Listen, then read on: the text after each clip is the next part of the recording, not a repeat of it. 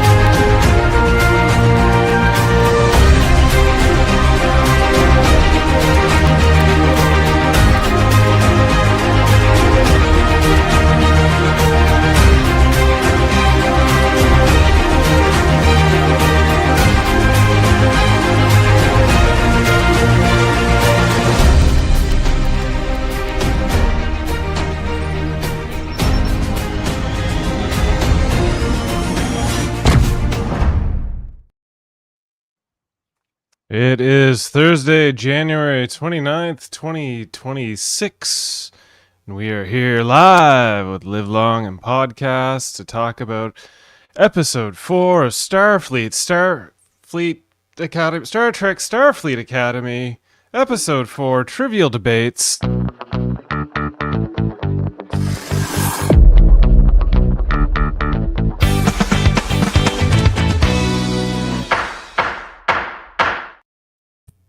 What's that? Second. Oh, I'm sorry. Actually, the episode name is Vox and Excelso. Oh, okay. So sorry. Sorry. Easy. I thought I was on the confusion. wrong show for a minute. I thought it was double booked. I thought I was on the wrong show too when I was watching this episode. My name is Worldmind, Chris Murphy. I am here, your host with the most, one of the few that probably looks best with their shirt off in a scene, the shower room scene with a bunch of us if we're all in a locker room. And we're here to talk about Starfleet Academy, and I am here joined by two of my favorites of all of our crew. The one and only, always happy to give a jaded but expert and truthful review, Jaemeel Robinson, ladies and gentlemen. Wait, what? Yeah, that couldn't have been my intro. There's no way. Wait, what? I was ready. I was like, Yeah, no. I hello? totally knew that was Jaemeel from the minute he started. I'm a cadet. Hey, yeah. Thanks. Salutations. This is what third. This is the third episode. We've done 3 episodes of long for this show, and I've been on all 3. This is like a record, 3 in a row. This is a This record, is- actually. I was this going to is- mention that. I'm like, wow. Yeah, I'm silent partner in this organization. But it's great to talk Starfleet Academy with you all. It just makes Yeah. every appearance more special, Jaemeel. That's all. Oh, And much like the blue moon of our podcast crew, we've got the one and only Jody Simpson here to What talk exactly about does Starfleet. that mean? Blue moon? blue moon. You know what? I'm just winging it. I didn't come in with All a right. script like Captain Dave Mater, who is know, not here today. I have to admit, this podcast has gone downhill in this last episode. Usually there's nice intros, and I feel that I've been booked on the wrong show. But Listen, I would have taken time to write up some intros, but I only had enough time to get screen captures and maybe an audio clip or two. Speaking of audio clips, I was supposed to play this little intro clip as we do normally, so ignore the fact that I started everything, but, you know, whatever. We'll just... For the chicken shit. Oh, wait, Excuse me. hang on. Are you allowed? Speech Wrong and one. debate is not for the chicken shit. There you go. Excuse me, are you allowed to talk like that? Like what? Cadet Holloway, know that I have existed longer than your entire lineage. I have earned the right to speak as I see fit. One day you too may earn that same privilege. But alas, that day is not today. I'm not sure Yes. existed is the right word, but anyway. Poor Holloway, I man. mean- He just kind of got smacked down in the middle of the damn classroom. Yeah, so how it is. Anyway, One more person. You have to introduce Cupcake. Oh well, Cupcake's here. She's Our views will instantly just She's multiply. here. Oh, there. Okay. I brought she's here to talk about Starfleet Academy. She's the target to my sad emo boy Klingon ship. Yeah. So I just want to say, just based on what you've already said so far, Chris, like I was told you were all about this show. So what's going on here? I think I there's a sense some sorrow. I there's a bit of a misconstruction. Construction. That's not a word. Either way, Could be now. yes and no. Yes and no. I was hopeful for this show, and it's kind of. I think the first episode, specifically, was such a swerve on what I was expecting this show to be. And I was like, oh, this is what this show is going to be. This is going to be great. And then the following 3 episodes have been exactly what I thought this show was going to be, which is, Star Trek Breaker High. Breaker. Wait, High. Yeah. Wait, I thought I was going to be the neutral person. Am I the person who likes the show the most, I guess, out of everyone? It's not that it's not, I mean, it's just, I think I haven't been super impressed with, I guess some of the way the story, it's very plain. Like last episode, I was not a fan. I was not a fan of the last episode. It was like, I get why they're doing this, and I enjoy the fact that they're ripping the Band-Aid off, so to speak, right? That they're basically... This is such a different show when he hosts. I know. I like it. It's all chaos.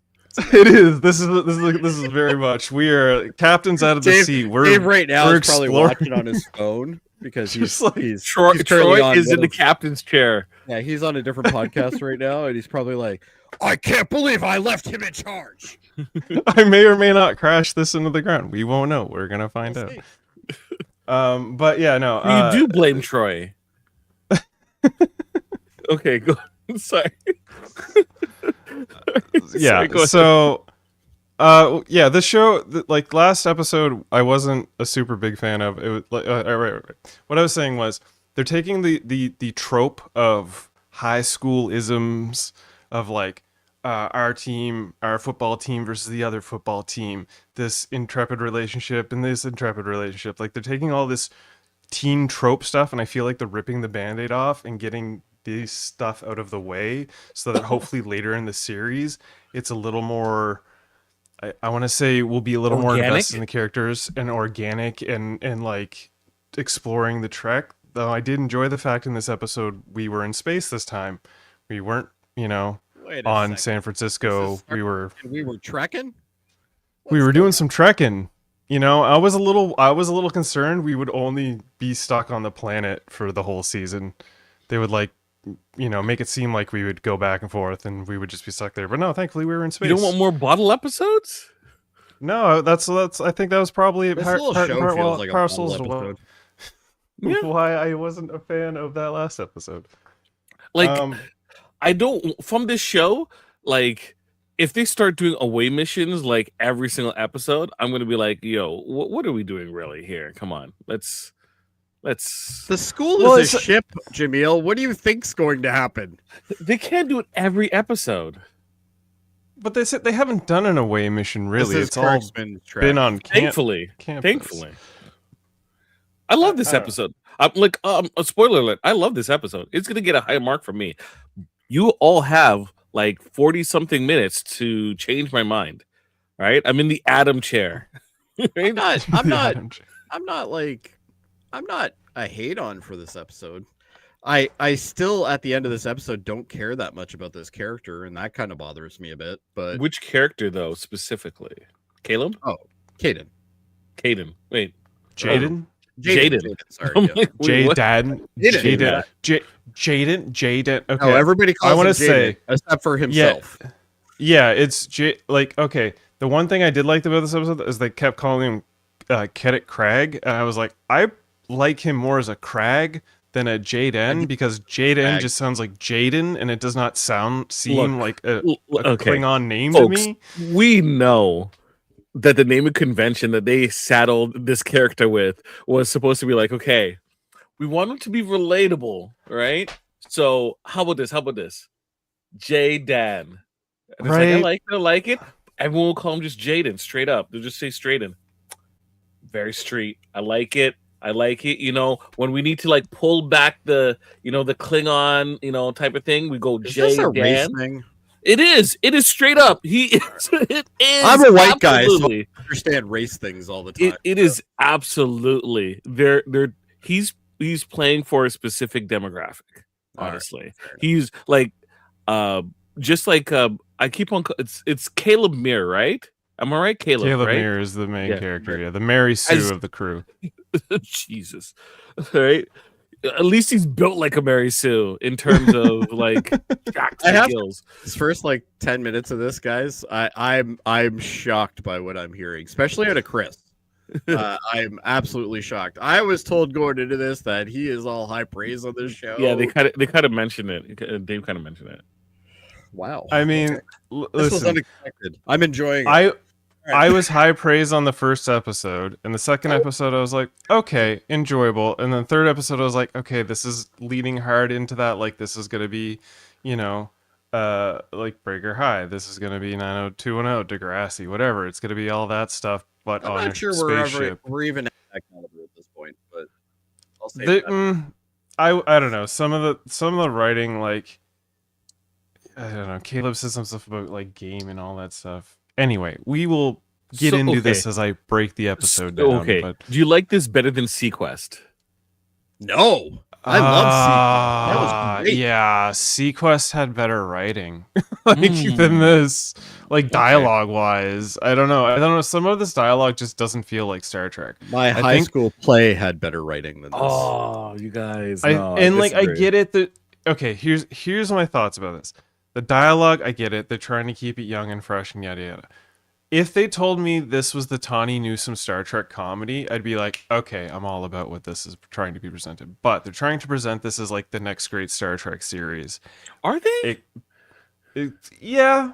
They're only one in their books. Yeah, some of the marketing I've seen would lead me to believe that assumption. Yeah, I think it's supposed to be the jumping off point, not necessarily the great new Star Trek thing. I think it's fitting a specific niche.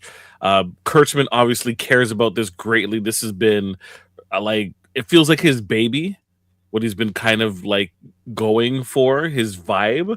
But like, I don't know if this is the next Star. I think they're still trying to figure this out. This is a transitional show, just like Discovery was a transitional show to a whole bunch of other elements.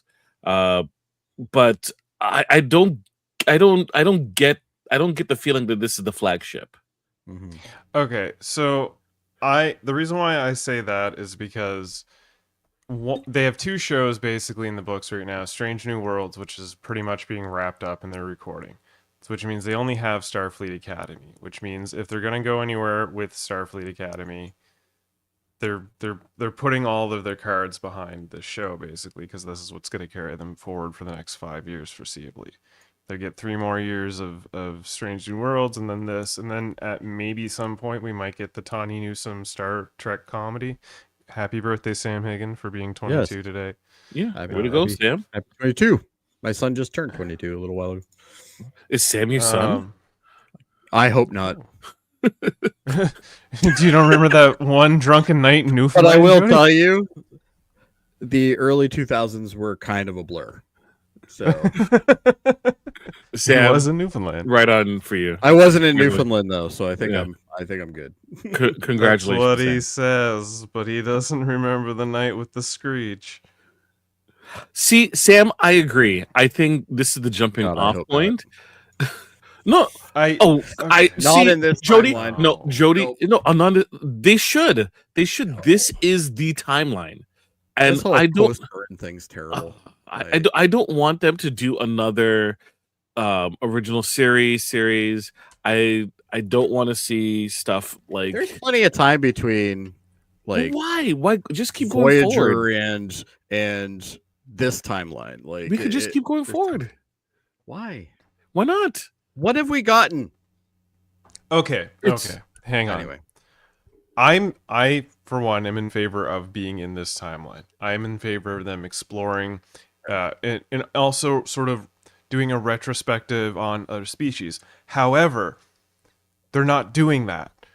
We're getting this yada yada explanatories of, you know, key character species in Star Trek, and I feel like we're gonna keep getting these yada yada explanatories while they do a lot of major focus beats on the interpersonal relationships of the teen drama, stuff like that. And that's where that's what like the the show is meant to be this, essentially. Like, I'm not knocking it for being that, but it's also like it's a little too heavy-handed, maybe something a little more balanced. And the first episode made it seem like we were going to get that balance, but so far the 3 episodes we've had after that first episode has been very much unbalanced in that way. I thought it was okay. This episode was like, a little more in there. Don't get me wrong. I didn't like the first episode that much. Really? I thought it was a pilot. That's it. It was a wasn't pilot. It's a definitely a serviceable good. pilot. It wasn't a good episode. It was a pilot. A good. I think like, it's decent pilot better episode. than a lot of the Kurtzman era pilots. Well, okay, here's the thing. I know think- that's not I a think- high bar, but it's still. I thought it was decent. Here's the thing about this Kurtzman era of Star Trek. This show is basically all the things that, like, all the lessons that Kurtzman learned in Discovery, right? All the things that he really didn't need to do that, like, made Discovery kind of unfavorable to a lot of people. And it was this following of a singular character and their story arc, essentially, from beginning to end, and everything was ancillary. When Star Trek is more about the whole cast, It's usually how ensemble, they contribute, the ensemble cast, and how they contribute. And That's this actually, is, I think, is, why Picard was also pretty terrible too.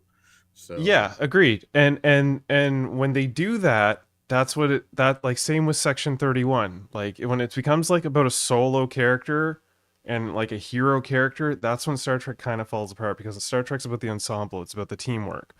I don't They're think doing- it's fair to compare this to Section 31. Like, No, I'm not comparing this to Section 31. even I'm using not Section that 30 Jody, cold-hearted.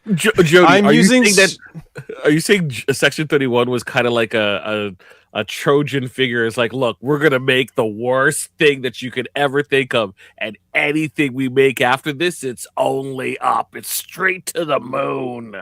I wasn't using Section good 31 as theory. a comparison. It was an analogy. I know, right? I'm saying. So basically, the thing they're doing with Starfleet Academy is they're focusing more on the ensemble, and they're giving everyone their character beats. That's why, like, episode 3 wasn't so much about Caleb and he was secondary, and I like that. I was like, okay, cool. And it was more of like a REM thing, and then this episode is more, it was based around Jaden and stuff. So I can see them doing that throughout the season, and then building back ultimately up to Baraka's character coming back, Paul Giamatti's character, and the big bad, and then hopefully it expands into a more grounded Trek and less of the teenage fluff, the bubble that these kids are living in. Eventually this bubble's going to shatter, and that's when this show's really going to kick off. I For me. would love to see the viewership on this show. I would love to see the demographic viewership and see, like, where it's at, because maybe it is, like, super popular and I'm not aware of this, but, like, you know, it's maybe it is actually in the 20 somethings are enjoying this. I don't know. And I that's- don't think you're gonna get accurate, complete numbers until the series is over this season. Yeah, because yeah, there's gonna be people who are just gonna wait to binge, specifically. that's true. Mm. Yeah. A lot of people do that too. Yeah. All right. All right, well, let's binge some clips and break down this episode, because we've just spent about 20 minutes going in circles talking about the That's no nuances of different than any other if the podcast. show's we good do. or not. Come on, now. We're going True. 3 hours tonight. We're not going 3 hours. I can tell you right now. All right, so our cold open starts with a very beautiful nebula shot, and the Athena just nestled in the center like a rose petal. And our wonderful Chancellor, Mrs. Impossible, is, giving us her log, which I don't know about you guys, but when I was watching this, I found it a little odd. We saw her talking in her log briefly. It wasn't the whole thing. It was briefly enough, but it felt a little too interpersonal. I'm always used to like the captains or whatever giving their log, but it's always like scenery, never of the captain talking. It's always that voiceover. I thought she was And they lay making the an land. announcement. It felt like she was making like a morning announcement, like a principal. But did she go, that's okay, interesting. everyone, clear the bridge? I need to do morning announcements because the bridge was empty in some shots. Well, Maybe she's maybe she it just was- woke up early. It was definitely a Chancellor's log. She mentioned Chancellor's log, so it was definitely a personal log to herself. But yes, she's doing this on the bridge to herself. Nobody's maneuvering the ship. It's between shifts. She's gave herself 10 minutes to do a log, I guess. And they just want to show off this set because they didn't actually build her. Or they did. Yeah, it's a good point. Why? Anyway.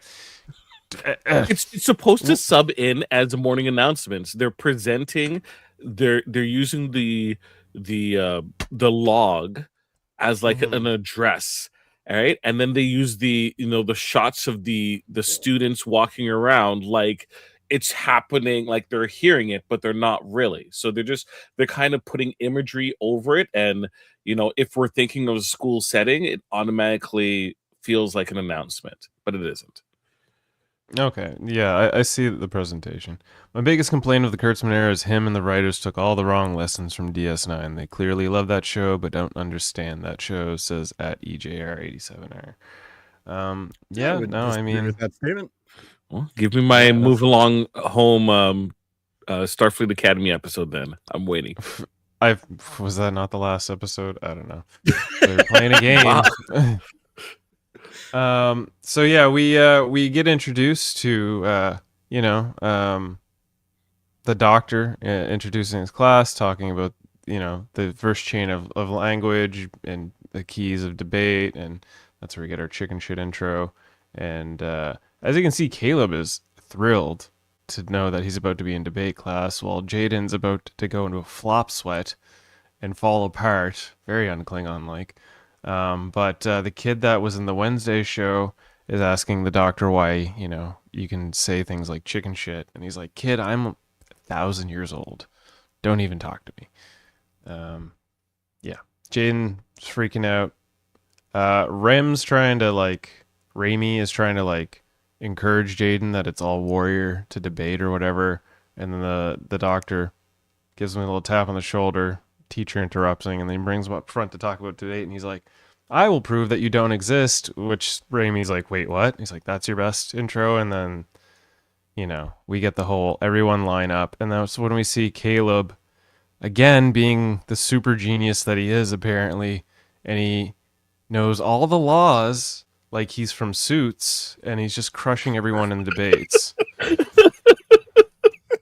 Oh, it's so great. Open the book to any page. I love that. I love that. Look, the whole Caleb arc, I think it's leading to him getting, the shit kicked out of him. Him eating, some turf later on, because he has a high opinion of himself, and in some respects, yes, he is well ahead of a lot of the other students, but I think that's coming for him, and him having to come to grips with that he isn't as hot shit as he thinks he is going to be something that is going to,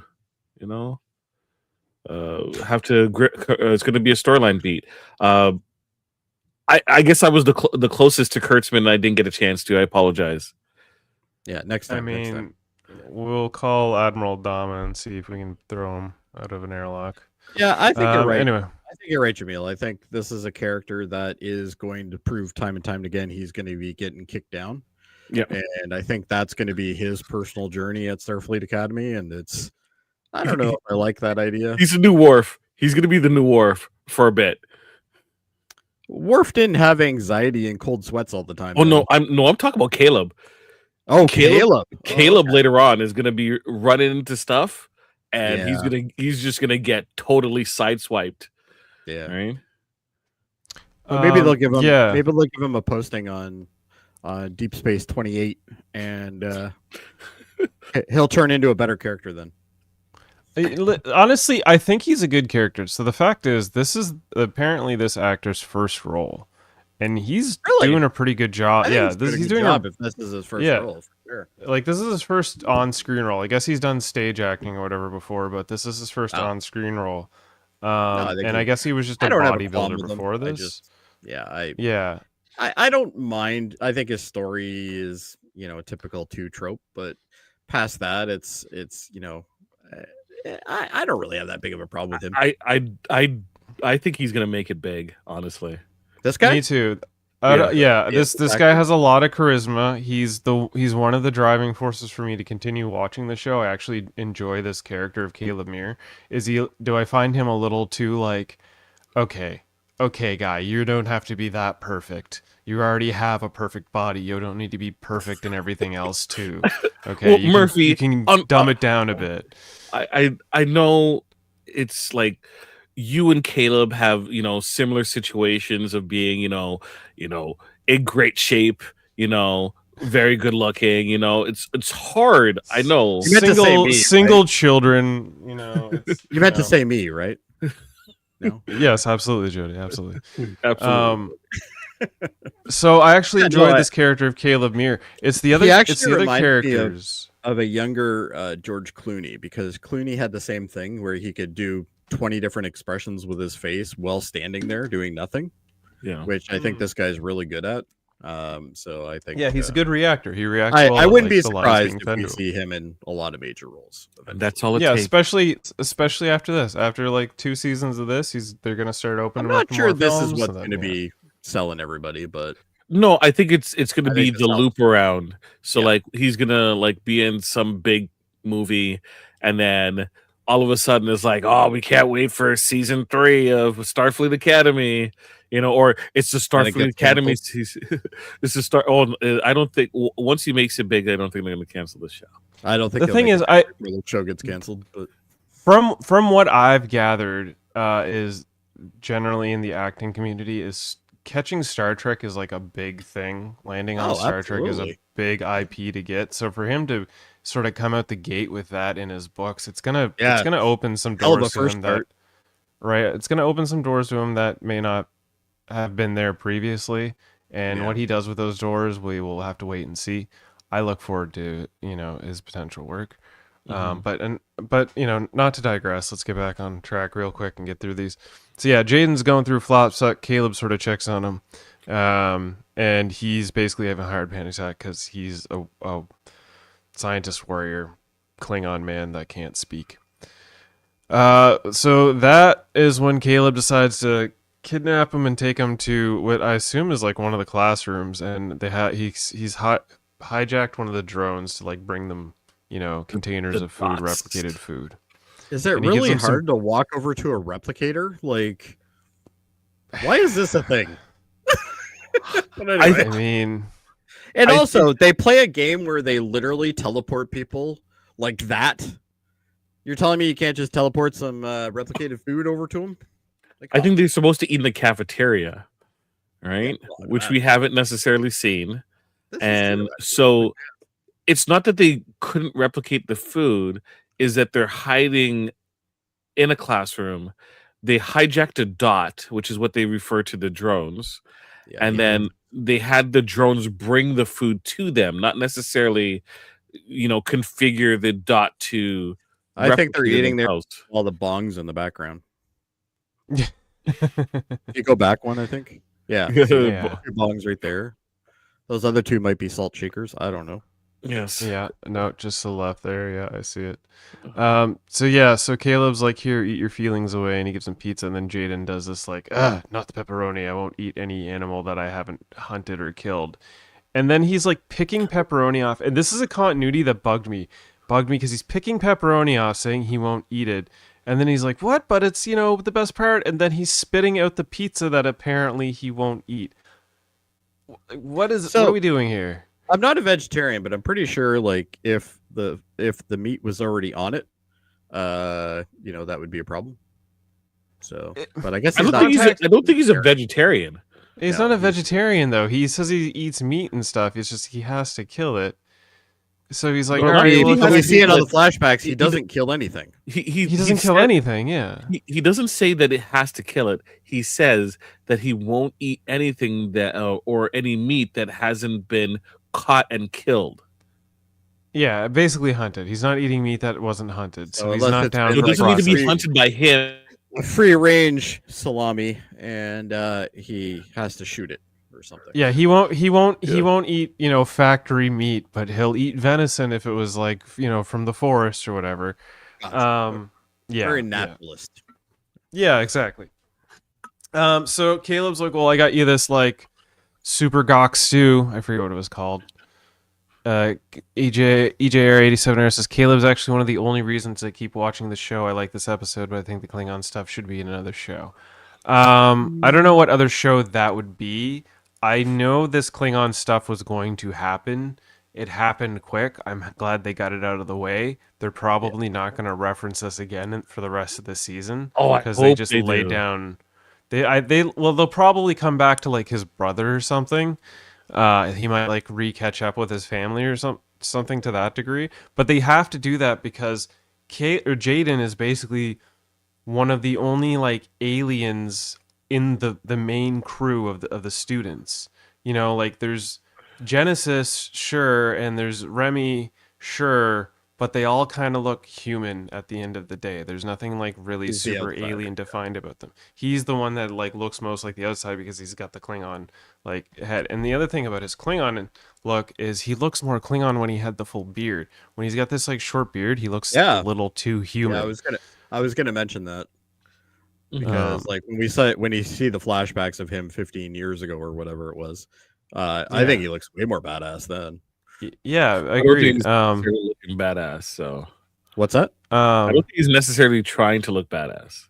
Oh no, I don't think he is. I just think there's just Klingon his awesome. natural look. Yeah. Yeah. So yeah, Caleb offers him this like super gog stew, whatever. I forget the exact name, but he doesn't want to have it because it's warrior stew, and he's not a warrior. And then that's when he gets the message he needs to go talk to Chancellor Invisible Woman, and he gets the message that something happened with assuming the refugee planet that the Klingons were on, and potentially his family could be dead. And then you get the sort of like flashback of him laughing with his family around a campfire. But yeah. So there was a Klingon ship, as it says there, that held a lot of the remaining or all of the Klingon houses, and that ship crashed. That was the incident.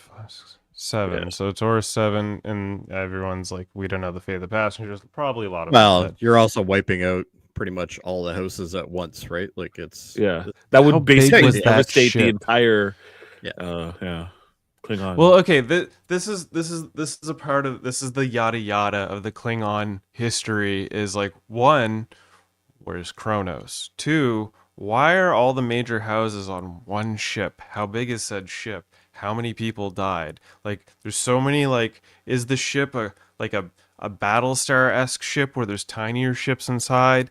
Like, they made it seem like in the Well, and she's flashbacks, like, we'll his let you family know had a once- smaller ship. Yeah, We know, right? And Yeah. the captain is like, oh, well, once we find out what's going on, we'll let you know, which is coming up in a scene. But we don't really ever get told. Like the whole episode, something we happened to don't know what Kronos. happened. Yeah, Something happened to Kronos during the burn, Well, the burn blew up Kronos apparently. right? And that meant that a lot of the empire was, extremely fractured and displaced, and now they're basically going from planet to planet as refugees, Mhm. right? And so they're kind of battle starring it from what, and this big battlestar ship, I assume, crashed, had an incident and crashed. Yeah, that pretty much sums it up. So Jaden is like, okay, and Chancellor Aki is like, do you need a counselor? The doctor will speak to you if you need to. And he's like, I just want to go back to my studies. Thanks. My family and I separated years ago. It's totally fine. And then he sort of gets this like stunned look, and that's beginning the credits. Then we get our flower petal intro, which not a fan of this intro. This is one of the weakest intro songs for a show. I don't ever. like the song. I think the visuals are interesting, but The visuals are interesting, but the but song after you is see so it once, soft. it's like meh. Yeah, like I'm down to skip it, and I need generally I do. need a second Regarded, season update. I need a second season new intro. Yeah. Second season, give us Oh, a new maybe they intro. will. You know, who knows? I think what they should do is just give us a different intro each season, like it's an anime show. You know, that's how they should do this. That would be cool. That would make it different. Everyone would be If down. I can figure out a show based on just seeing the intro and which intro it is, like for instance, Scrubs. I know every single intro they have for that, and there wasn't that many, but they did change some things. So I kind of know it from that, and other things as well. But Yeah, they should do the same with this show. So this episode was written by written by Guy Violo and Eric Anthony Glover, and directed by Doug Aronofsky. Aronofsky? you're gonna butcher it either way. Just move on. Yeah. Aronofsky. Anyway, we're on Krios Prime 60 months ago.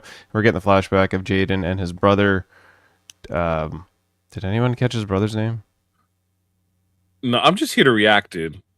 Okay, well, the Cragg family. The technicals being I think he called him Cog or something like that. Anyway, Cog in so the wheel, James- of course.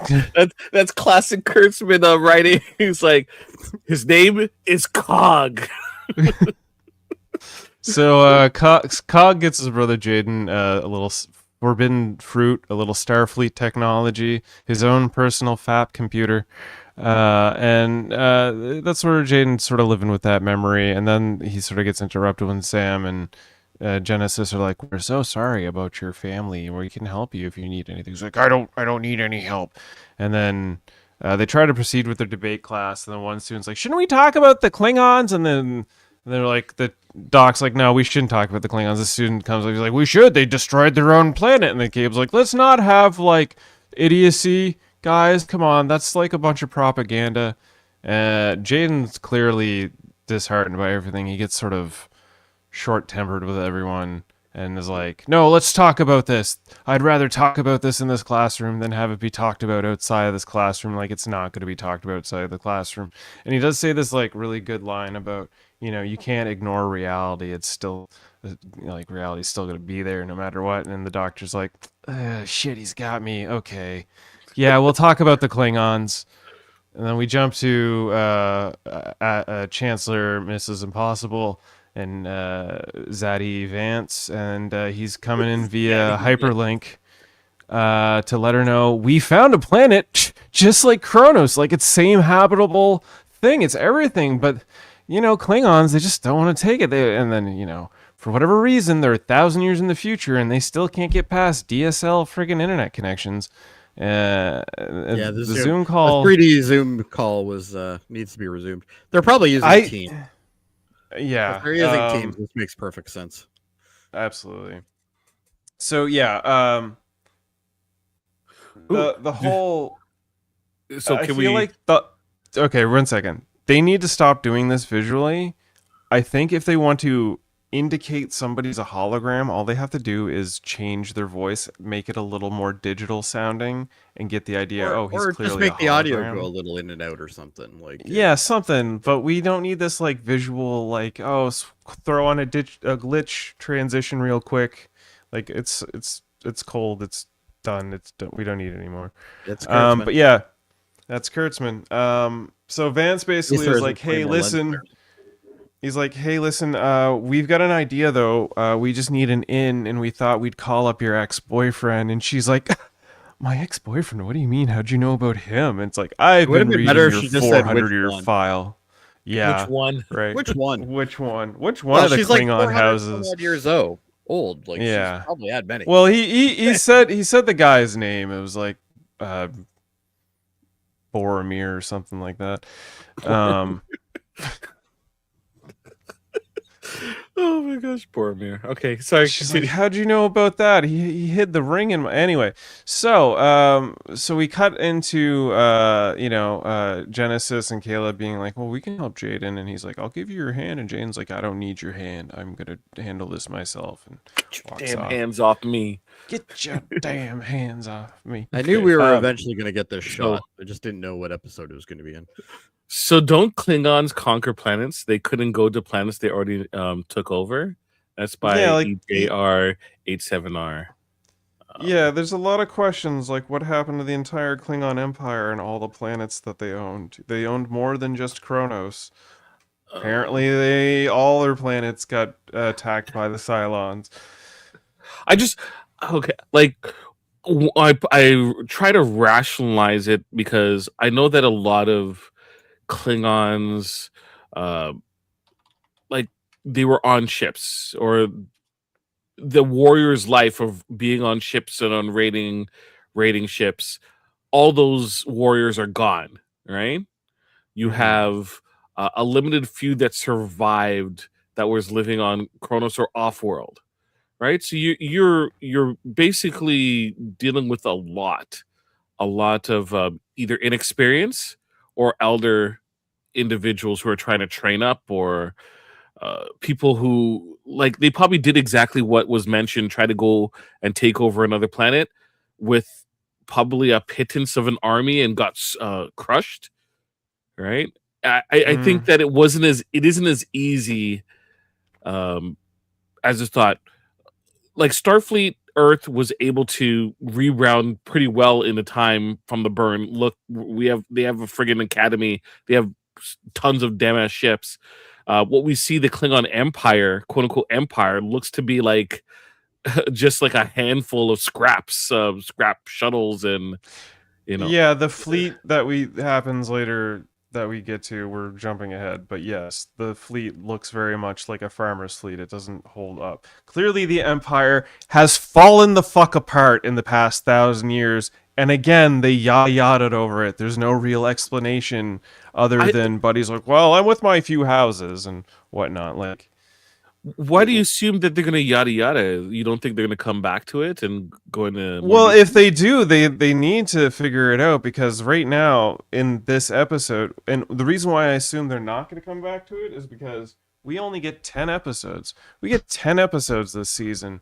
This seems like a pretty serious story arc that would involve the Klingons that should probably take a few episodes, and something tells me they're not going to do that.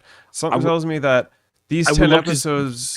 Second season. Sounds like a total... I mean, sure, second season, but is it just going to be second season in one episode, and then we're going to get like another 10 episodes where it's Strange New Worlds-esque, and like each episode doesn't quite follow up? Like what? Like where's? I don't know. I don't want to digress too much. I keep digressing so much, and we're still under an hour, Murphy. We're doing well. I think we're only like don't 10 minutes in this episode, though.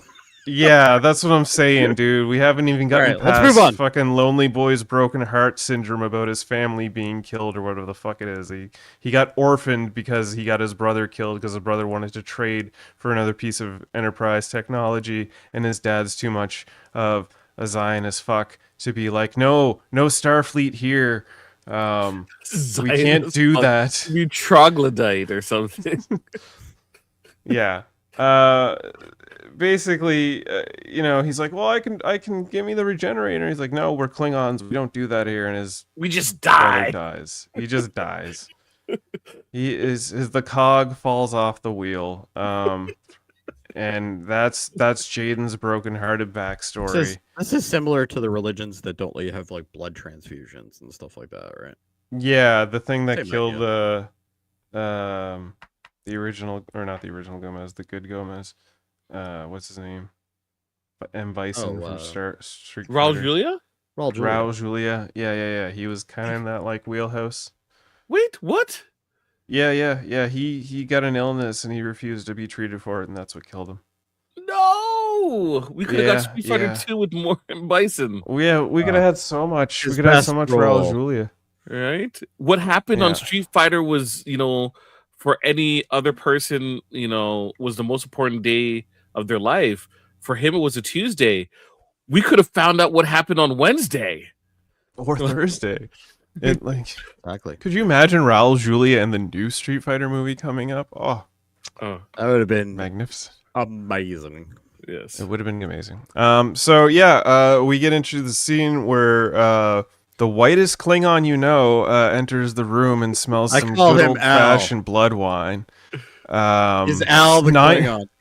Yeah, Al the Klingon. His name's Nine- Al.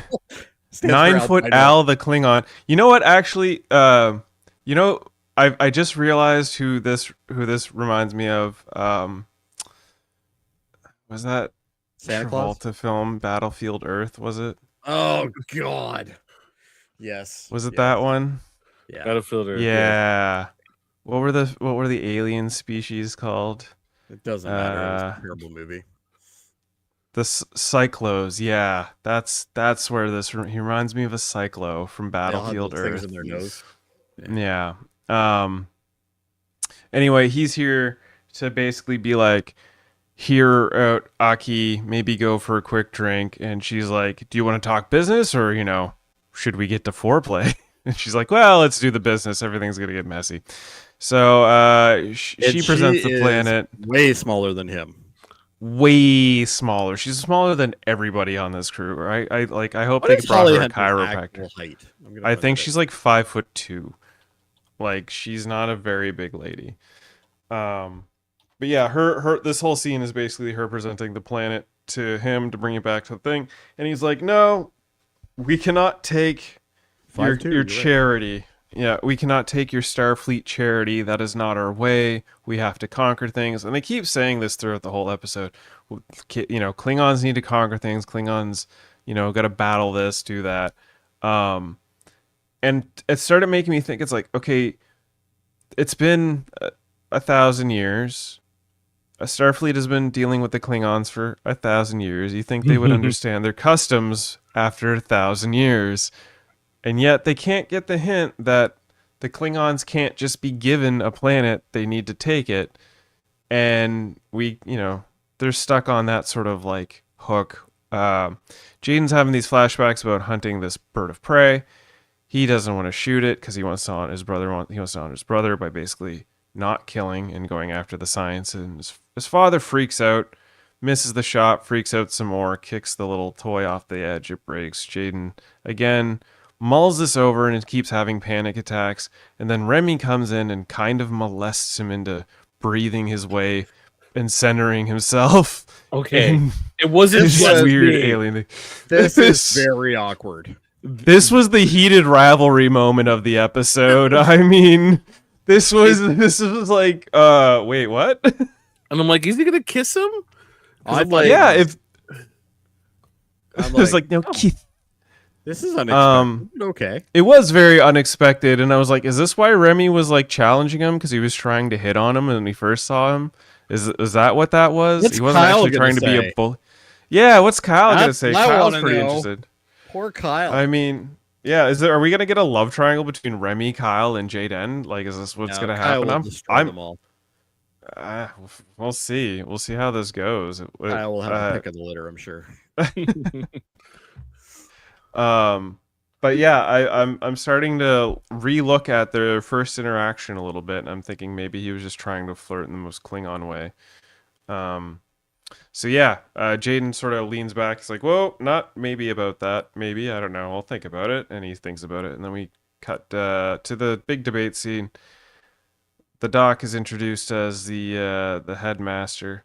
Oh, there was a line earlier where I'm gonna start using this in trivial debates. Caleb had said to Jaden, he's like, I'm the best debater here. I'm the master debater. I'm a master debater. We've used that many times. Just so you know. Yeah.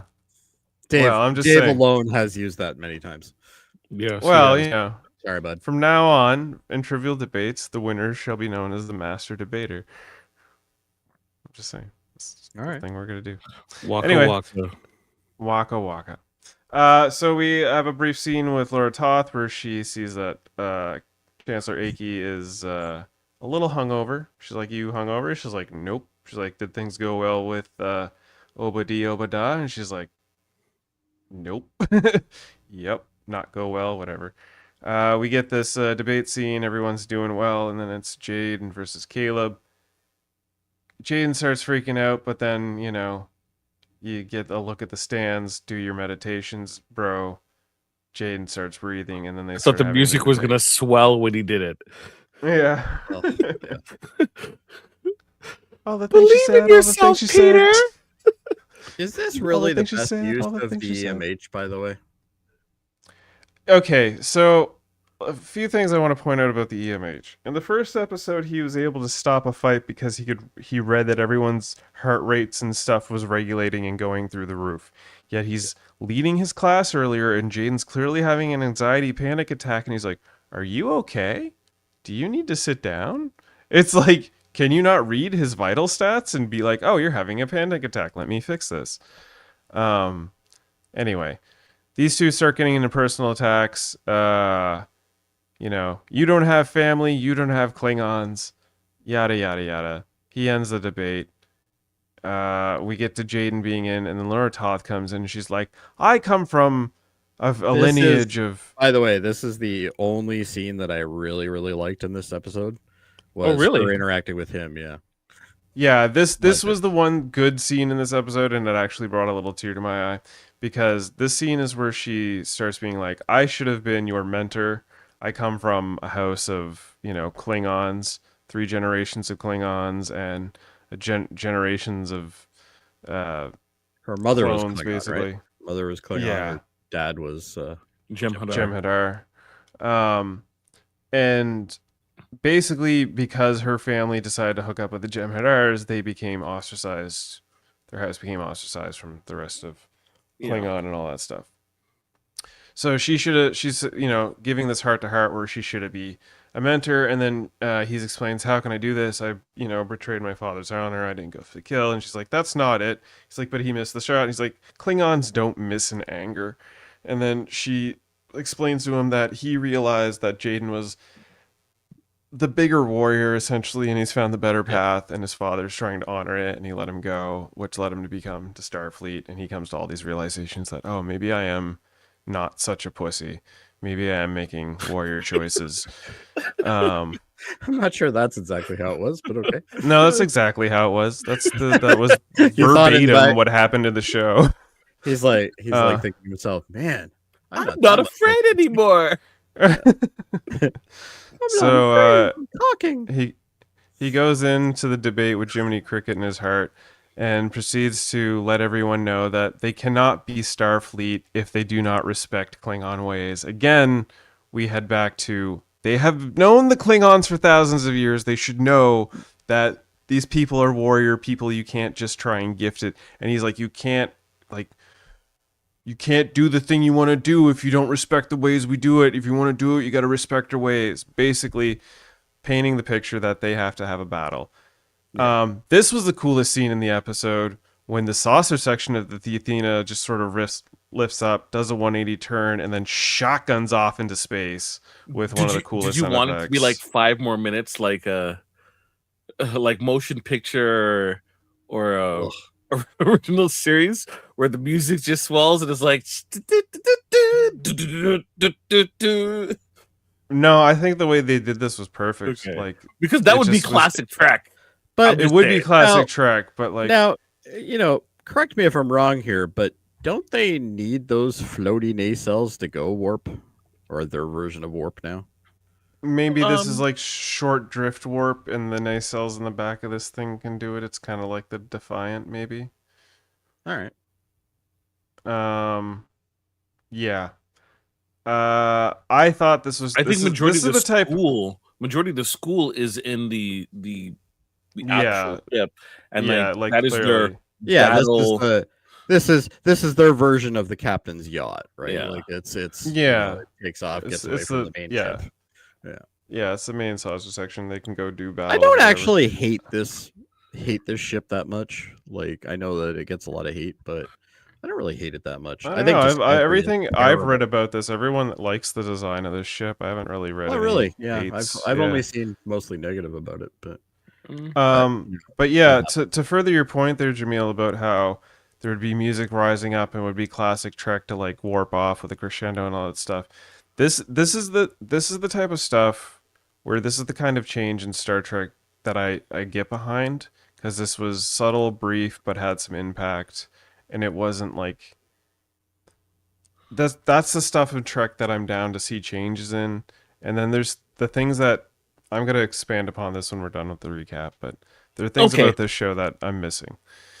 So we're getting to the end here. These guys, he gets the bridge. He's welcomed aboard. They make it, to the planet that they're hosting. They call up Aurora Borealis and tell him, "Hey, man, for the safety of the Federation, you can't come here in any Klingon ships nearby. We're gonna have a tussle. Okay, so just so you know, don't you do it." And he's like, "You're declaring war?" It's like, she's like, "Yes, come fight." Then you get this lineup of ships. I meant to write down the name of these. I forget them already, One of them but I is remember. USS Riker. Yeah, USS Yeah. Riker, and I'm like, what? Yeah, one of them's USS Riker, which I thought was an awesome name. There was some other ones in there. I don't know if they were important or if they meant anything. All I'm I sure can they say do. is the ship that we're seeing on the bottom, like the bottommost one, is Yeah. the most god awful looking ship out of everything I've seen in this series so So far. you're saying And that if Beverly Crusher was to pick a ship out of the bunch, she's That taking would be that the one right there. She's like, "Do you I'm- have anything that looks like a big set of balls?" And she's like, and they're like, "No." And they're like, "But we do have this thing that looks kind of like a wedge that you would wedge your like door open in. You want that one?" She's like, "Yeah." Yeah, that's exactly how that would go. I'm assuming that one's the USS Riker. I hope not. If that is, that sucks. It has like a trombone feature or something. It's got burr, burr, burr. You can never hit that one note though. Yeah. He always So screws yeah, up the solo. the Starfleet lines up with their 6 ships, and then the Klingons come in, and I was like, "Oh, damn, the Klingons mean business." They come in with all these other ships, and I'm like, they're coming in with like the whole battalion, and then They clearly have more ships than Starfleet does. way more ships than Starfleet. But then you come to realize that none of these ships have any power. Like, she's like, "Okay, aim wide, put on a good show. Let's do this dance." Basically, they're doing the if you want to be a part of Fight Club, you can't talk about Fight Club, and you got to get into a fight with somebody at Fight Club. So they're doing the Fight Club thing. They're like, we got to get the Klingons in with Federation via Fight Club rules, and they have a little bar tussle.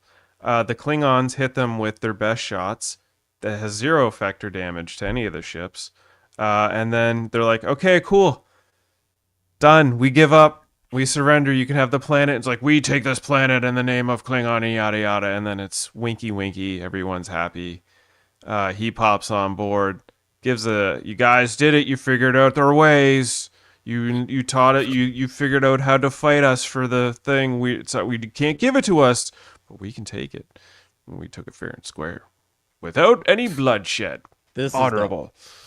Yeah. And then he's like, "Can I, beam something onto the ship?" And he brings in this Batleth 2.0 crossbow fucking thing. Hybrid And it looks thing, like the yeah. one his father had. Why couldn't it just be a Batleth? Why does it have to be a new toy that we have to buy from Hasbro? I don't know. Because it's a new marketing. toy you have to buy from Hasbro. Exactly. We talked about this Marketing, last week. baby. Last week, did we get an update on those pajamas? Let's. I'll look. I No, have no not seen them updates on yet, the but I am pajamas. still looking for them. And then we get a closing out show where bros be bros. They finally reconcile. He's having his spicy warrior stew. How's the stew? Spicy. And He's then even a pussy when he eats that. Like, come on. he's not the toughest Anyway. Klingon, but Not even Caleb playing all of a sudden pulls out his balls to give to Jaden, and Jaden grabs like, the "Here's my ball." balls. Here's You my only get balls, one. bro. And it symbolized, brothers giving their heart or whatever. Hey, your brother's balls were broken. Let me fix your brother's balls and give you back your brother's balls. Says It was an okay caresses Yeah. as he caresses the balls. He's like, "I did not have room for you for the heart in my heart. Okay. I did not have room for the both of you in my heart, and now I can live in the present or whatever." And that's I basically love how how episode they ends. show Caleb's debating award that he won, and they keep it in shot repeat in the background. Like he still won. By the Caleb way, still he's won. awesome. Just so you know. Yeah. Just so you know. Who cares if this figured it Klingon out. is having like a crisis? He did win. He did win. And That's then he still plays better it, and follow up it's- than what happened to the Klingons. But anyway, Yeah, so he plays the ball starts playing, and it's the audio clip with Stephen Colbert's robot voice. Okay, so that's our clips. That's the episode in general. all right. Yeah. How do we feel? Let's go around the table. Jody, let's start with you. What were your thoughts about this? Now that we've There gone were through some the- points that I thought were good. I liked seeing, Caden's family or Jaden's family. Sorry, I keep calling him Caden. I don't know why. Jaden's family. I liked those scenes. I thought they were interesting, even though realistically, I'm sure it was shot in the forest down the street. Where'd Worldmind go? Anyway, He's want to uh, focus on you. yeah, it's because he doesn't like looking at us. But anyway. But I don't know. I don't think it was a terrible episode. I think it's mediocre at best. If I was compare this to an episode of, let's say, TNG, I would compare this to a Barclay episode. It's okay. Okay. It's nothing great. There's only one good Barclay episode, and this is not it. So, blithering wimp finds himself through adversity. You're right. This Almost is a the exact Barclay same episode. thing. Yeah. No, you're pretty on spot on. Jaemeel, what are your thoughts about this episode? I like this episode. Yeah. Well, that's where I'm gonna go into. I know. I'm curious. I did actually like the interactions with Jaden and Jaden's struggle throughout the episode. I like that we have a starting point of where the Klingons are, and I understand Worldmind, your fear, your worry that it's going to be like next week we're going to tell you what happens to the Bajorans, and then next week we're going to tell you what happens with Ryza, and we're never going to ever mention it again, right? But we're just including all these little lore points throughout the season. We're just going to put it in each episode. Like we're going to talk about each thing. So we're just establishing what everything is post burn as world building, as opposed to having an organic story that is like what happened to the Klingons becomes this epic season long, storyline that we follow along, and Jaden is the main character. But taking this episode at face value, it's a great introduction into what does Klingon who isn't a traditional warrior, what is their path and what is their struggle. I do dock this episode points because what they finally get to in terms of the resolution and having that Jaden finally getting a mentor of some sort, like what is the mentor's feelings around the situation, right? She's Klingon too, so like, does she not have an opinion? Does she not have relatives or other members that or that might be connected to this massive tragedy? Nah, I'm good. I only got my job. That's it. My job is to, say snarky stuff and now give emotional support. That's it. That part is lacking, and that part should have been explored in this episode. Even if it was just a small bit of the episode, as we continue to grow each of the characters.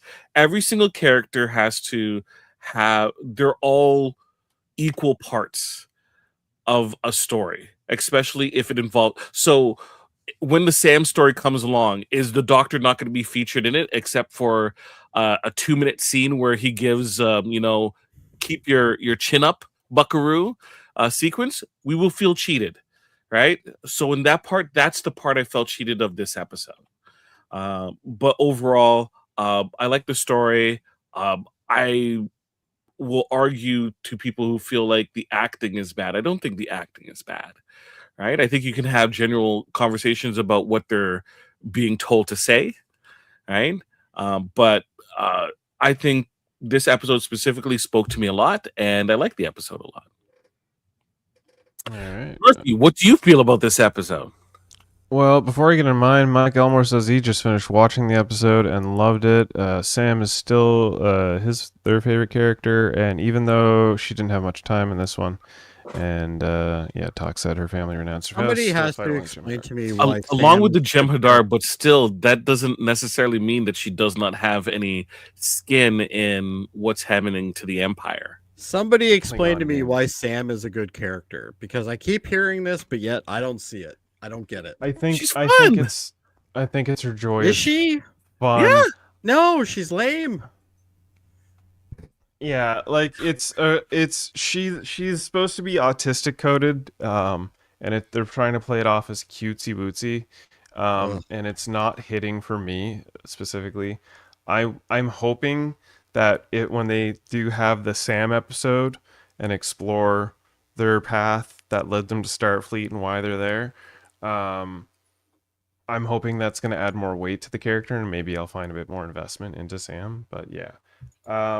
I don't think anyone's acting terribly in this show. I wouldn't say that. It's just some of the writing is a bit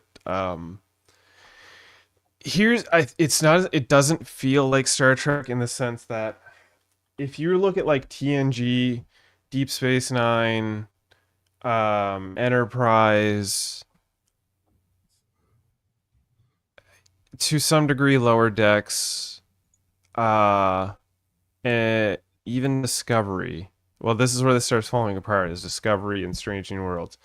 The dialogue is, although rigid, there's that scientific feeling, that sort of, how do I want to say, trimmed feeling to the dialogue. You know, there's a lot of technobabble to it, but the technobabble also works as, exposition to general storyline. And there's basically Starfleet is space navy. They're the navy, but they're in space. They're not the military, but they're basically the navy, right? And there's always been that regiment of captain this, yes sir, ma'am, all that stuff. That has dwindled a lot in the Discovery era. There's a lot of shortcutting in the dialogue, a lot of, first-hand speak. They do it aggressively in Strange New Worlds, too much so to my favor, and they're doing it with Starfleet Academy as well, where that sometimes they'll have like those brief moments where like he's like, "May I be dismissed?" and she's like, "Yes, you can be dismissed," but it's all still very like relaxed in the dialogue, a little maybe too much so. And I think that's where it's faltering and not feeling quite Star Trek. And I'm hoping maybe they'll resolve that in later seasons. Will they? Probably not. This is probably the way Star Trek's going to be written. Is this modern shorthand talk, the referencing of people's first names as opposed to their ranks or whatnot? How many times can you honestly say you saw Picard call Commander Riker Will? Like, but if you look at like Strange New Worlds, no, but if you look at Strange New Worlds, but you're saying Strange New Worlds, but this is a different situation, and it makes more sense here than it does in Strange New Worlds. In Starfleet, it does make, in Starfleet Academy, it makes way more sense, but it doesn't in Strange New Worlds. Strange New Worlds, you shouldn't have Luna be calling Captain Pike Chris every 5 minutes on the bridge of all things. It's like you can't like that. That's a disconnect in the writing that makes this feel not quite like Star Trek, and I think that's where a lot of people's complaints maybe stem from. And they're like, this doesn't quite hit the notes because it's so jovial and trying to be like Earth-like, and we're not in Earth, we're in friggin' space. So yeah, Starfleet Academy's writing in hand it feels a bit messy, and maybe it'll clear up, I don't know. This episode, I think was that's the better journey, than the last though. episode. Yeah, I think that's the that journey is the for journey. this show. And I agree, and I think that's where I'm hoping the later episodes of the show is going to make up for a lot of these early episodes. I'm willing to forgive the first 5 episodes of this show. They are what they are. They're going to be what they are. I'm hoping by the last 5 we're going to have a strong written direction of like, okay, I see where this show is going to start leading to, and these kids are going to start breaking out of their bubbles and start, experiencing the harsh reality of the universe around them that many past But Star Trek shows have experienced before. Isn't the thought idea process that these individuals have already felt the harsh reality of the world, and the Starfleet Academy is like the shelter from the storm, right? So I think the what we need to see is are receiving the shelter right now, and once they get cleaned up, what happens when they have to go back into the storm again? Do they revert back to old habits, which I think some of them should, right? Because this is their first attempt or first experience with organization of structure and rules, and you can beat that into someone's head, right? But you don't really know if it clicks until they're pressured outside, where the only thing that they will have is the structure they were taught and the rules and the organization, right? And I think it would be a great thing to see. It works for some and it falters for others, right? I know I have a lot of hope for this show. I have a lot of hope for a lot of shows, and I can see what it could be. Does it get to it? We'll see. Yeah, we'll I'm see. trying I think to. I'm trying to be as nice as I can about I this. think show. you are. I've never seen anyone I know being it's not unfair. Like, I don't think anyone's being unfair. Everyone and skepticism.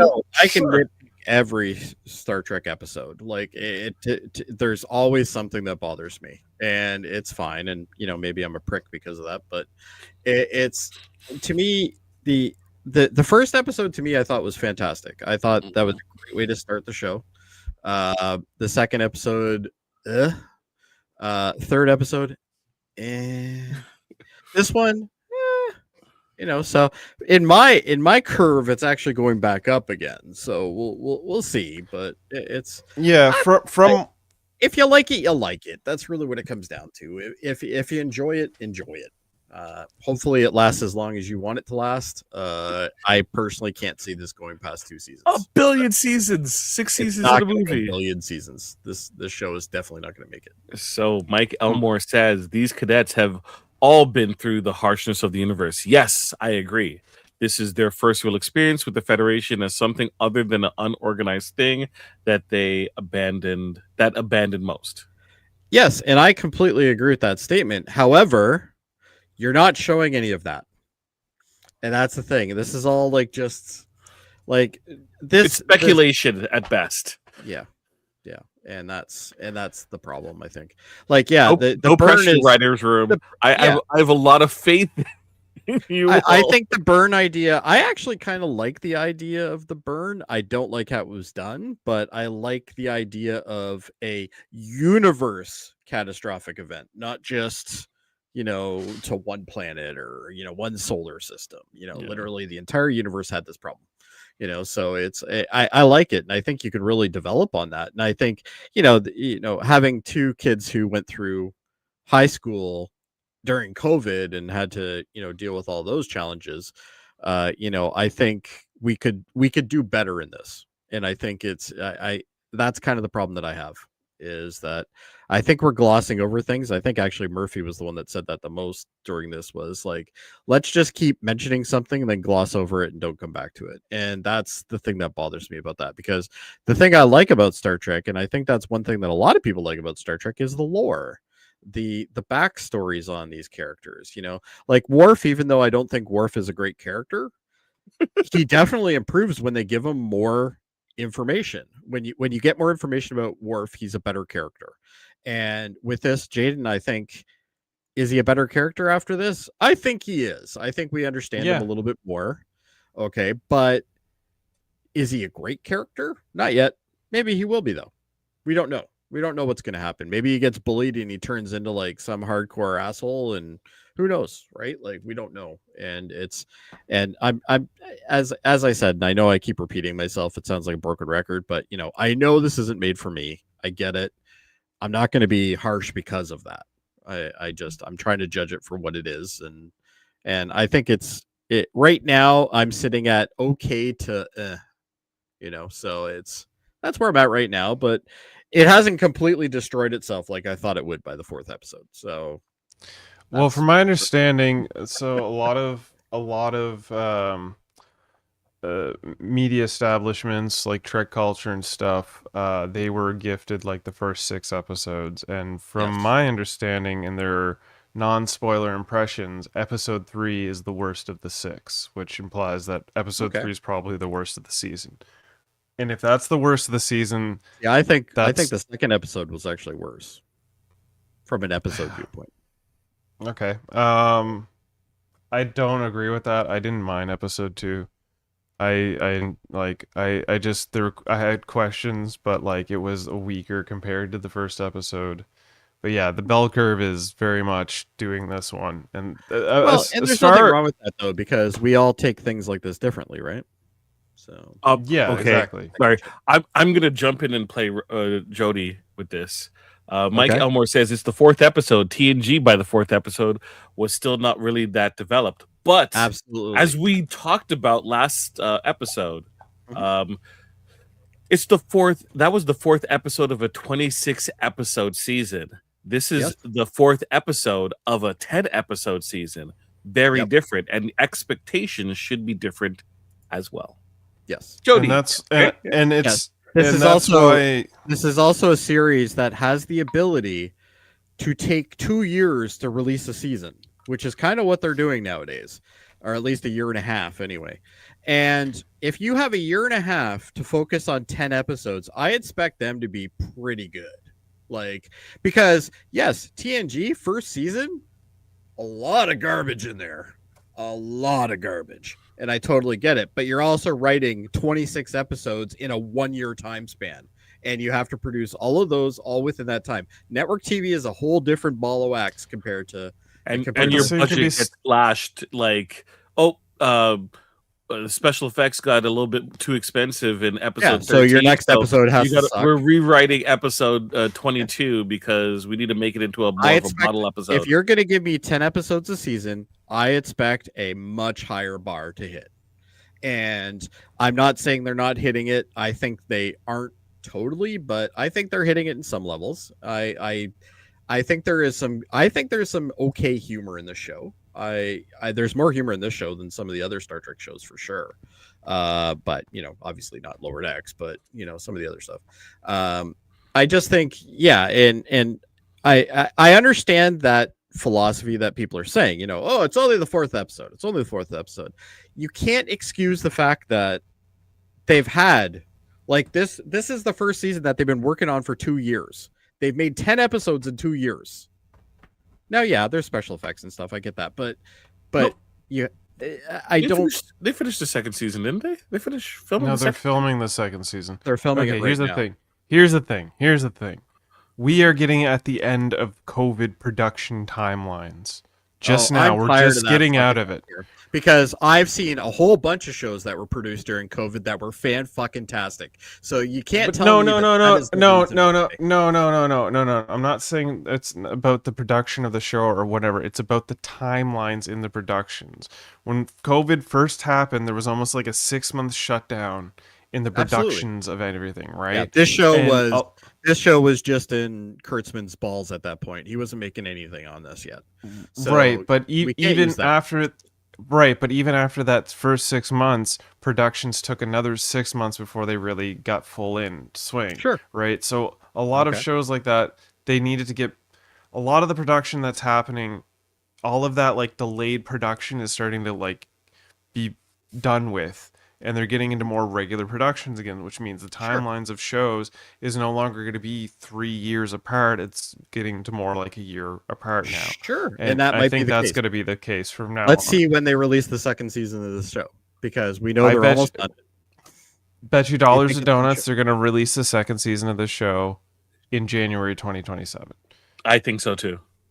I doubt it, but let's see. I hope. I mean, so. if they're I think they're that would be already great. have. Why do you doubt that? Why do I doubt that? Because Yes. one thing that we've seen time and time again from this generation of Star Trek, and the production of this generation of Star Trek, whether it be before COVID or after COVID, still had that problem. And look at Picard. Picard, what was the timeline in between those seasons? Like, I think it was like a year and a half or something, right? Yeah, but that was during COVID. Part of it, yes, absolutely. Not all of it. I'm just tired of it, and I'm not trying to attack you or anything, Murphy. I No. know that you know more about production than I do. I will stand by that for sure. I just feel that when you have something like this, when you control all of the aspects of the production, that includes schedules, timelines, everything. Do they? Okay. Yeah, they absolutely do. No, you're they still belong to Paramount. And Absolutely. No, Paramount probably gives them a hard target and they have to hit it, right? And I totally get but that. Paramount's probably also like hold off on things or go ahead, or like Paramount's is in upheaval right now. Absolutely. Right. So Yep. I don't think that's necessarily fair, but still continue your point. I apologize. Yeah, no, I appreciate that point. And yeah, I get that. There's always going to be some sort of red tape or something that they're going to have to deal with. I get that. Okay. I'm just saying that when you have a 10 episode season that you control the streaming on, realistically, or Paramount does, because Paramount, at the end of the day, it's their fault because they allowed it to happen. Right. So either way, still their fault. That's not necessarily a Kurtzman issue. That's a Paramount issue. Right. But I feel if you're going to sit here and you're going to tell me over and over and over again that I need to be more relaxed on this because, they have a harder time with production, blah, blah, blah, blah, blah. Yeah, but they also don't have network level 26 episode seasons that they used to have to pump out a ton of crap really quickly. You shot an episode in 5 days. It was edited for 3, and then they started releasing them. You know, like And then the writers' strikes happen for good reason because people are being overworked out the asshole. Yeah. So Right? tell me why, out of all the Star Trek series, why this one has to have like 18 executive producers. I don't Anybody? think it does. Does it? Absolutely. Go have a look at the executive producer count on this show. Ooh, It'll let's blow look. your mind. Go ahead. I'm Oh, looking it do up. fact check. Okay, in the meantime, Nothing while better Murphy's than looking dead that up, air. I will do some cleanup. So last week I did mention that come this week we're gonna see someone selling the pajamas. Right now, Did that happen? it's on Etsy, so not official, Not but someone on officially. Etsy has the tiny warp core always women's put it on satin pajamas. People, don't Right they're selling it for $153 Canadian.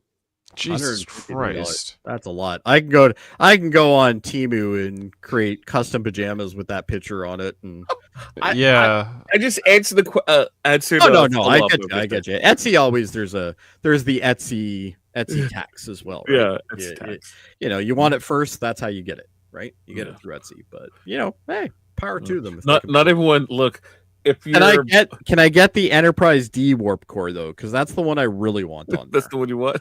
Yeah. If you're gonna buy the fulongs, what's it? The flog, the boots, the like $900 boots, right? I think you can $153 pajamas. Yeah, is, that ain't gonna hurt you. Yes, you can scoff at that for the Exactly. most part. Yeah, There's Etsy always 24 comes through. producers on the show, but You got to realize that's 24 no, producers stop over excuses. 10 episodes. No. That's 24 producers over 10 episodes. It's not like there's 24 producers for each episode. Okay, so when you watch the credits next time, you tell me how many producers are being shown then. Okay, you're Go going to ahead, get now. Alex Kurtzman, Noga Landu, Gia Violo, and then probably 2 other producers based on the episodes, because Alex Kurtzman, Noah Landau, and Gia Viola are producers on all 10 episodes, and then Absolutely. the rest of the producers are on like 2-episode basis. Yes, Like Tawny Newsome, yes, producers. co-producers, co-executive producers, consulting producers. Either way, they're just How many helping producers work on the episode. DS9. On DS9. Mhm. God, you gotta How many make it executive do this shit. In the right now. meantime, I'll. Just so you know. So Mike Elmore said, I saw someone selling a dream catcher with 2 feathers hanging down and labeled it Starfleet Academy Com Badge. You're not wrong. I can't say I like the logo. I can't Look, say I like it. I Um, get it that it's the ship, and that's cool, I guess. I would love to see some more modern merchandise for Star Trek. You know, I love my original series shirts and stuff, but like, get me some DS9 inspired ones, some Voyagers inspired ones. Hell, give me give me a Saru shirt, man, or something. Get me a Boeing shirt. Give me all of it. I have a choo choo shirt. I have 2 choo choo shirts. Right? Two. Wow. 2 choo choo shirts. Paramount sent me one that was. I didn't know you were size too such small. a choo-choo aficionado. Yeah. Paramount sent me one that was one size too small, and then I want to know when I get the interactive big 22 version. producers, Jody. You got 22 producers for Deep Space Nine. Yep. On 26 episodes. No, Yep. on 173 episodes. Oh, You even more. Sorry.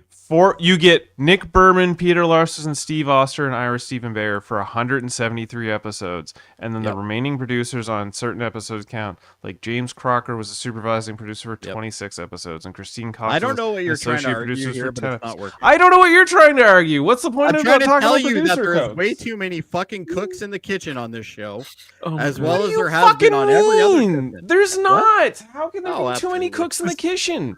You know, I don't understand your point. There's only 3 cooks in the kitchen, and then on an episode basis, they're going to bring in because they can't be focused on the episode every episode. And Like, episodes the- and they can't be focused on them. All right.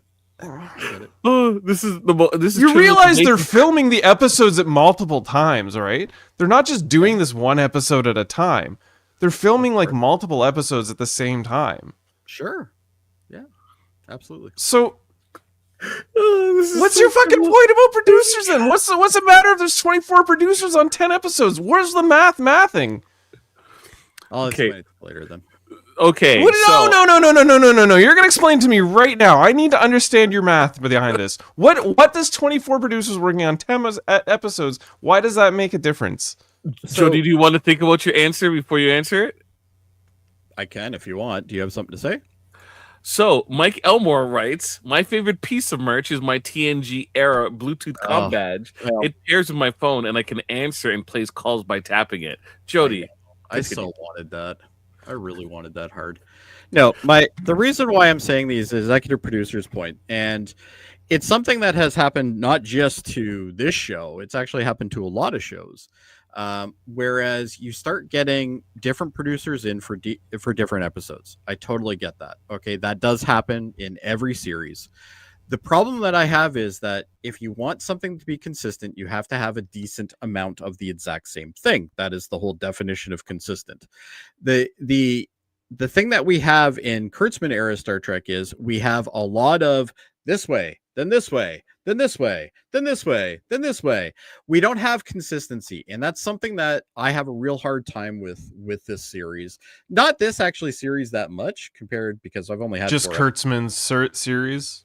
most of Kurtzman's stuff, yes. Okay. Now, the only exception to that, I think, is probably Lower Decks, because I think Lower Decks did a really good job keeping things consistent and keeping things to the same par, the same level. But even if you look at this curve, which it's not really fair to judge it by 4, I agree. Okay, because especially if you're telling me that they've received 6 episodes and the reviews have received 6 episodes and the worst one was last week. If you're telling me that, I have very high hope. Okay. So maybe it's going to get a lot better. I don't know. But it's just to me, producers are something that when you have to add that many producers, there's something wrong because the show itself should flow. And if it doesn't flow and you have to have that many cooks in the kitchen, you got a problem. And when you see a lot of the shows that fail in later seasons, such as, for instance, Game of Thrones, lots of producers in the last season. And that was the reason that I think the consistency just went completely down. And I'm worried about that because when I look at the credits for the show, podcast. What's that? Keep going. It is a That's whole other podcast, but yeah. and let's not get too far into it. But what I'm saying is when you look at for instance, the opening credits of this show, there's more credits for executive producers on this show than there is actual cast in the credits. That blows my mind. Absolutely blows my mind. And I don't think that should ever be the case. But anyway, I can get way deeper into this, but A, I don't think you're there yet, Murphy, and B, it's too long. I don't think you're there, Murphy. He'll meet you at the finish line. One day you'll get there, Murphy. I get it. Oh, fuck you, buddy. You know what? I'm fucking with you as much as I can here, honestly, and it's working. You know what? Well, as we've said time and time again in this episode, time will tell how this show goes. I think Absolutely. we've succinctly everything else. placed our opinions so far as things are going. That being said, I like Mike's thing here. Man, I didn't know this was going to turn into a doctor's debate class redux. Yeah. I still want to know why the doctor's doing a debate class, but anyway, that's a whole other thing. well, yeah, because he loves speech and he used debate to justify his existence. True. So yeah, where are we? Right, points. We're gonna get into the points of things. Jaemeel. Dave gave it a 6.0. Dave I gave actually it a would have thought Dave would have 6.0. liked this more personally. Dave. Oh my gosh! All right, I'm gonna give Jaemeel, this. where you at? I'm gonna give this an 8. Giving An this 8? an 8. Wow. Yeah, it would have been higher Jody. if they did what I asked them to do. What'd you ask them to do? I didn't like that. I feel bad. I haven't learned everyone's name. The second in command, number 1. Oh, Laura Talk? Laura Talk. Yeah. Talk, If yeah, Talk. if they did anything with her feelings about the situation that happened to the Klingons at all, like just a scene. That's all I wanted. And not getting that, I felt was a major I think I'm getting the right amount of her. I'm actually happy with what they've done with her so far. I agree with some notes I've heard where she's coming off a little one note where it's like she's always yelling, but I would say in these, at least the last half of the last episode and this episode, less yelling, a little more grounded. Her face. I think we're gonna get more of her. with Jaden. Yeah, I the thought face was to great. yeah. Like that's. I think if we get more of that from Laura Talk, she's gonna be a great character. Jody, what's your score for this episode? I'm gonna do. I'm not gonna go 8. I can definitely tell you that. I'm gonna give this. I'm gonna go 7.3. Ooh. I thought it was definitely getting a 6.5 from you. No. I think this was. A solid Trek episode. I don't think it's anything amazing, but I think if I'm judging it based on all the other ones, then, which is what I like to do. I like to only judge the episodes that are based on these.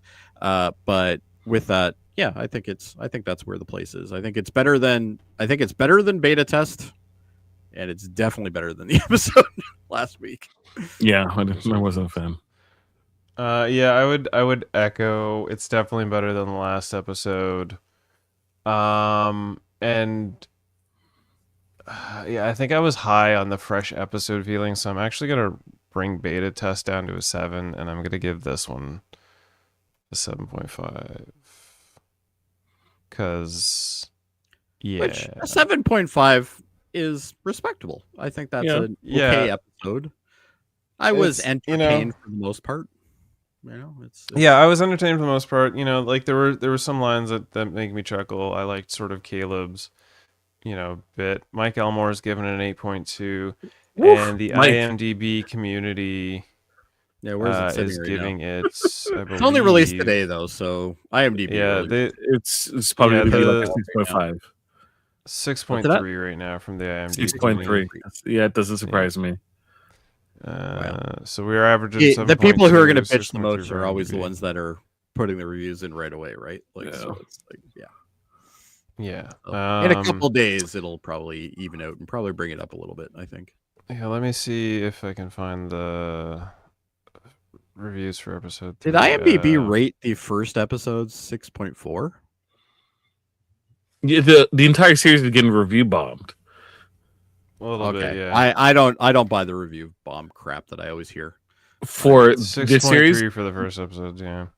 Number one, reviews 5.5 are always is going to be IMDb, biased, no matter how you look at it. And, there's a lot of people that don't even watch an episode and they still try to review it, right? So, well, last week it was I 4.8 when we did the episode. Now it's 5.5 for last week's episode on IMDb. Like, I just feel like if the only review from something that any review you're taking from something is a number or a grade, and there's no type of feelings, thoughts, or text behind it to even see how they got to that decision, then absolutely. That doesn't exist as a review at all. It's throwaway. I agree. And you got to back up your points, even if you don't.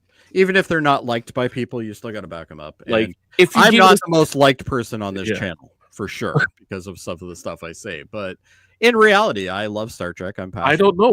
Jody, I don't think anyone has gone on a tirade to point you out, and specifically not in this series. We just had members of the UFP in the past that have got a reputation in previous reviews. All I'm saying is, if someone gives something a low mark and I read their review, and I can go, okay, from that point of view, I can understand how you got to your number. It's a good review. Absolutely. Right? Regardless of the outcome. So, like, people putting a number, it doesn't mean anything. It doesn't mean anything. Which is ironic because that's just what we did. But we talked about it for about an hour and a half before we do it. I made that vein in Chris's head blow up a bit too. I thought that was fun. I needed to understand the math. It wasn't mathing, okay? No, all right. Let's wrap this up. We've been at this for almost we've been at this for 40 minutes longer than the actual episode of the show. Par for the course on this channel. Par for the course. This isn't even the 3-hour two-parter. Like, come on now. Yeah. We really should have broken that up into 2 episodes. But either way, well, that's neither here or there. What you can find here and there, though, is you can find more reviews of Live Long here at Live Long and Podcast. I believe we're back to TNGs on Monday. Yeah. We just recently did. Next one is Captain's Holiday, I think. Yeah, I think we recently did Allegiance just past Monday. And then, Captain's Holiday next. We also did, in case you missed it, Radio Theater of Galaxy Quest, which was a lot of fun. I'm looking forward to our next Radio Theater. Ooh. Battlefield Earth. It better not be. Really? I swear to God, I am not going to go on that. It better not be. Is it seriously? I don't think you'll never know. You have to subscribe to find out here at Live Long and Podcast. You're so full of shit. If we do that, I'm quitting this channel. I'm just telling you that right now. There's no way you're going to get me to watch that fucking movie. So I guess with that, you know where to find us. I'll leave us with this end clip that Mike says he's not subscribing anymore if we do that. Well, I'm keeping Mike personally because I like Mike. I like his comments in the chat all the time. So you know what? If Mike says we ain't doing it, we ain't doing it. It's that simple. So there. All right. Well, executive decision. Let's warp out of here before everything crashes and we're on Battlefield Earth. I'm gonna play this audio clip to take us out, and then Hopefully I wasn't the worst host for tonight's episode. Next week we'll hopefully have Captain Dave Mater back from his away mission. If you want to see old Dave Mater, you can go check him out on Hey Did You See This One as he reviews Face Off with Yeah, they're probably still. There's probably you think this one went long? That They one's probably going just start longer. talking about the movie right now. They probably did just start talking We'd about the movie with We'd Jason probably Phillips finished and, before them if we did. and Stephen Waters. Yeah, they're talking about that. So if you love Face Off, go check out Hey Did You See This One. With that, we're taking our faces off and ending the show. Maybe the trick is not to let go of the past, but to let the present in.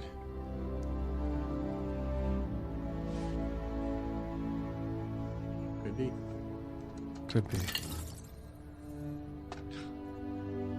After 120 years, we are recruiting again. At Starfleet Academy, it's time to fly your own path. Leading diplomatic missions, providing medical aid. If you're looking for us, we're looking for you at Starfleet Academy. Tear him to shreds. Beam up some Star Trek content with Live Long and Podcast. A roundtable movie discussion with Hey, Did You See This One? And take a peek into the darkness with Heard Noise, Must Investigate with Michael Chan. Watch us duke it out on trivial debates.